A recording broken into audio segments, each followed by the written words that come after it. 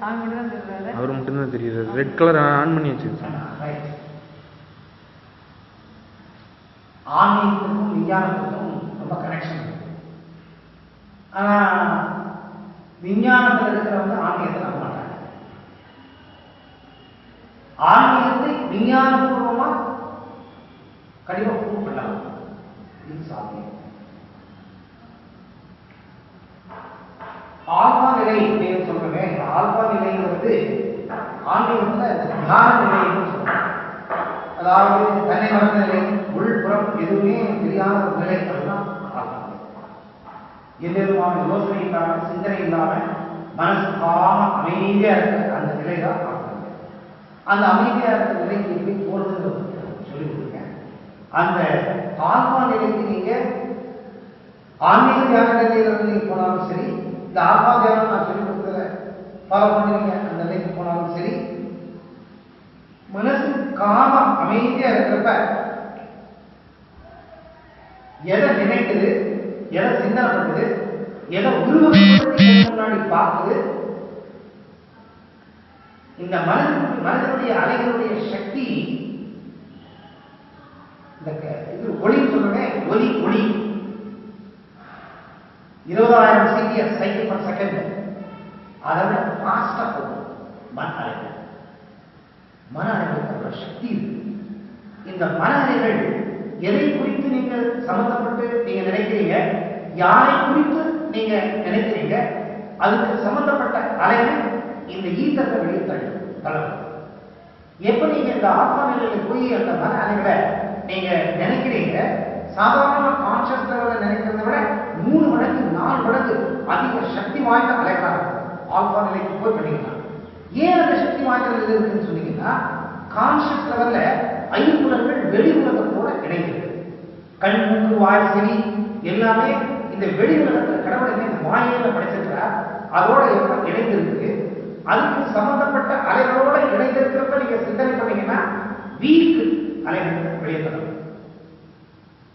பாத்திரத்தை கழுவி சாதம் எப்படி பரிசுத்தமான சாதம் உருவாக்கப்படுது, அந்த மாதிரி ஆல்பா நிலைக்கு போய் நீங்க நினைக்கிற அந்த ஆழ் மன சிந்தனைகள் எப்ப இந்த ஈத்தல்ல உந்தப்படுது, அது அபரிதமான சக்தியை எடுத்துக்கிட்டு இவ்வளவு கிலோமீட்டர் இல்லை, யூனிவர்ஸ் என்ன சொல்றோம்.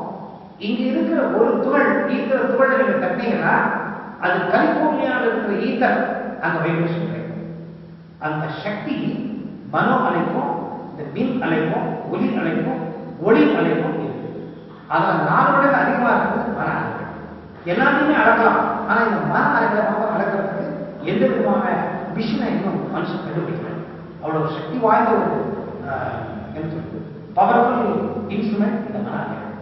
இந்த மன அலைகளை நாம் நெகட்டிவாக தான் வெளியே போட்டுக்கிட்டு நீங்க எதை முடியுமே அதுதான் திரும்பி வாங்க. எப்படி ஒரு பந்து நீங்க ஒரு செவுக்கு அடிக்கிறீங்க, எந்த போர்ஸ் அடிக்கிறீங்க அந்த போர்ஸ் திரும்பி வருது. அந்த மாதிரி நீங்க நெகட்டிவ் விட்டீங்கன்னா நெகட்டிவ் திரும்பி வருது, பாசிட்டிவ் விட்டீங்கன்னா பாசிட்டிவ் திரும்பி வருது. அதனால ரொம்ப ஸ்ட்ராங்கா இருக்கிற பாசிட்டிவ் அலைகளை நீங்க முந்தி தள்ளினீங்கன்னா அதுக்கு சம்பந்தப்பட்ட விஷயத்திற்கு சம்பந்தப்பட்ட விஷயங்கள் என்ன இருக்கு அது உங்களுக்கு தெரியும். இப்ப அம்மாவை பத்தியோ அண்ணனை பத்தியோ நேற்று நான் சுகந்தி மேடத்தை பத்தி ரொம்ப மனசு நல்லா இருக்குல்ல, இவங்களை கான்டாக்ட் பண்ணுவேன், எப்படி பண்றது கான்சியஸ் லெவல்ல ஆல்பா நிலையில இருந்து நான் நினைச்ச அந்த நினைவு ஃபிராக்ஷன் ஆஃப் செகண்ட் இவங்களுக்கு போன இந்த மாதிரி போச்சு. இது உண்மை. அந்த காலத்துல நான் ரொம்ப நெகிழ்ந்து எப்படி நான் தெரிஞ்ச போது நம்மளே இல்லையே எல்லாம் டெலிட் ஆகி போச்சே, கான்டாக்ட் பண்றது இல்லையே, எப்படி கான்டாக்ட் பண்றதுன்னு நான் நினைச்சிட்டு இருந்த நெக்ஸ்ட் ஃபிராக்ஷன் ஆஃப் செகண்ட் இவங்க. இதெல்லாம் மிராக்கிள்னு சொல்றீங்களோ, ஆச்சரியம் சொல்றீங்களோ, இல்ல நான் வேற ஏதாவது கான்டாக்ட் மூலமா அனுப்பி நீங்க போன் பண்ணி சொல்லலாம். நான் மனசுக்கு ஒரு சக்தி இருக்குன்னு நான் சொல்ல வரேன். உங்க மனசு ஆழமா எதை நினைக்குது அது உந்தப்பட்டு ஈத்தர்ல அலங்கிட்டே இருக்கும். 1 மாசம் ஆகலாம், 2 மாசம் ஆகலாம், 3 மாசம் ஆகலாம், 6 மாசம் ஆகலாம். அதுக்கு சம்பந்தப்பட்ட அலை கிடைத்தவனே அந்த அலையோட போய் மெர்ஜ் ஆகி மல்டிபிள் போர்ஸா திருப்பி மட்டும். இதெல்லாம் ப்ரூவ் ஆயிருக்கு. சயின்டிபிக்கா பேசிட்டு நான் ஏதோ உப்ப பண்ணி பேசுறேன் நினைக்காதீங்க. இதெல்லாம் நிஜமாவே ப்ரூவ் பண்ணிருக்காங்க. யூரோப்பியன் கண்ட்ரீஸ்ல ESP NLP டெக்னிக்ஸ் சொன்னேன், எல்லாம் இதுதான் மூலம் ஸோ ஆழ்மனதிற்கு போய் எந்த ஆழமான சிந்தனையை நீங்க வெளிப்படுறீங்க, அது மல்டிப்ளாய் வெளியில அரங்கேற்றது, அதுக்கு சம்பந்தப்பட்ட சிந்தனைகள் எங்க வருது, அதோட இணைந்து திரும்பி உங்ககிட்ட வந்து 100 மடங்கு சக்தியான சிந்தனை உங்களுக்கு உருவாகும். எதுவுமே தானா அமுத நடக்காது. அந்த சக்தி உங்களுக்கு தெரியாம உணர்வு பண்ணி நீங்க தான் செய்ய போறீங்க எல்லா அனுபவத்தையும். ஆனா இப்ப இருக்கிற இந்த வீக் மைண்ட்ல பலமா